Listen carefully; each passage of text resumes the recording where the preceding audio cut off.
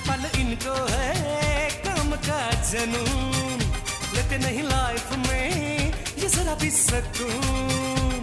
कहने को मियाँ बीवी मगर दूर दूर हैं, अपने ही रूटीन्स में मसरूर हैं।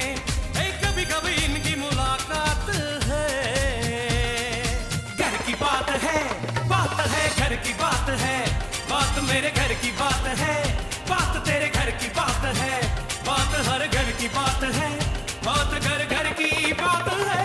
सांस दे के मियाँ हुआ हवास पाता, ससुर से है बहू दिल बर्दाश्ता, अब देखना है यहाँ से है कौन भागता। भाग दौड़ में रह गया नाश्ता, अच्चू के लिए ये बूढ़े बने हैं बाबा, दोनों हसीनाओं का है चुप न मुहाल। अब मुश्किल कोई वारदात है, घर की बात है घर की बात है, बात मेरे घर की बात है, बात घर घर की बात है, घर की बात है। ये है एक घर, जैसे दूसरे घर होते हैं, मगर आ गए हम आ गए। ये अज्जू साहब हैं, इस घर के मालिक, सॉरी नौकर, मगर नो करने में इनका जवाब नहीं। आप लोग कल से बैठे हुए भी थके नहीं? अज्जू जी। मैंने नाश्ता कर लिया था या अभी करना है? आपने नाश्ता कर लिया था?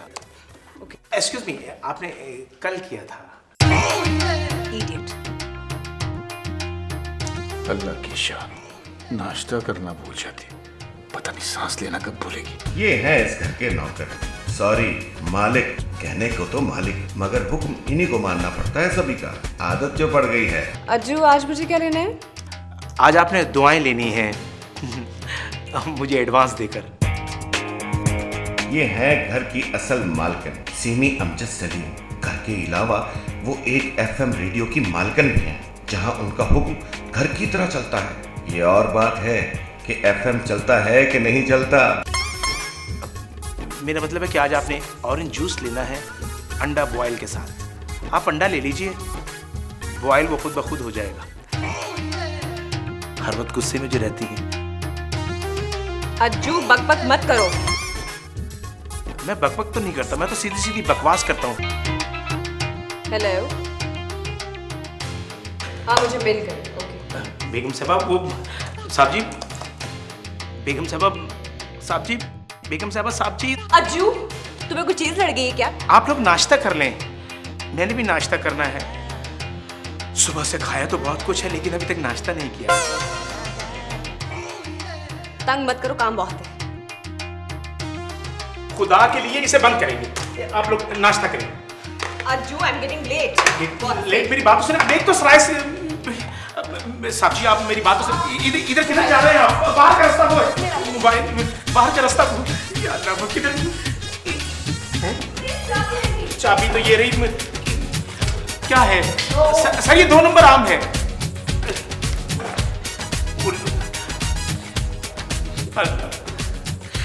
ये तूने कैसी मखलूक पैदा करती है?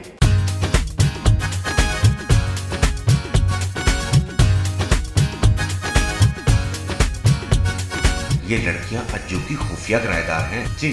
फाइना, इन्हें मॉडल बनने का शौक है और अज्जू इनसे किराए के साथ साथ इनकी मार्केटिंग के पैसे अलग से चार्ज करता है।